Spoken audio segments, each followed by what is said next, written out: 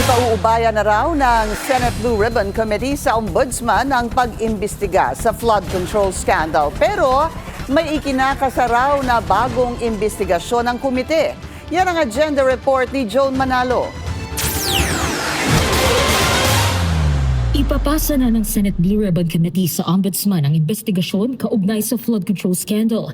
Ayon sa chairman ng komite na si Senator Erwin Tulfo, ayaw na nilang mapurnada pa ang ongoing ng pagsisiyasat ng anti-graft body. Kaya nakatakda na rin nilang i-turn over ang lahat ng mga dokumento ng Blue Ribbon Committee kaugnay sa flood control probe. Pag-usapan namin ni Ombudsman na everything that has to do with flood control sila na magkahawak kasi ang dami na ring ongoing, tumatakbo na yung mga na-submit ng ICI sa kanila, yung mga congressman, yung mga contractors, other government officials, mga kasamahan namin sa Senate and ranking officials, gumugulong na. Magpupulong rin anya ang lahat ng miyembro ng Blue Ribbon Committee para mailapag ni Tulfo ang mga napag-usapan sa closed-door meeting kasama ang Ombudsman. Ang Blue Ribbon is for legislation.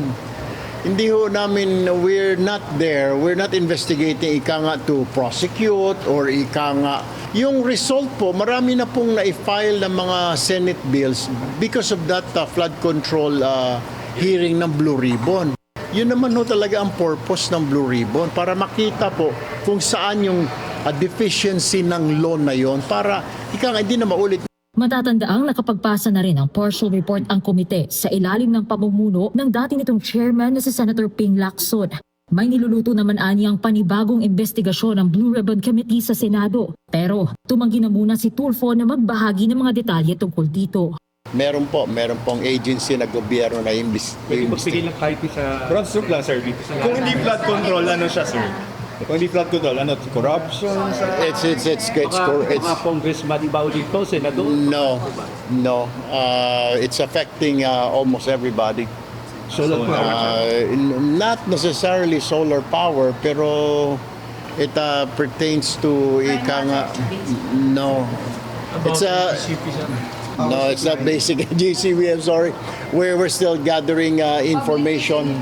I don't want to make any comment. Ayoko na pangunahan, pero definitely. Pangsikmura na. No, ginagamit po natin lahat every day. Isang ranking government official din ang nakatakdang imbestigahan ng komite ayon kay Tulfo at target anya nilang masimulan ito ngayong buwan. Para sa agenda, Joan Manalo, Billionaire News Channel.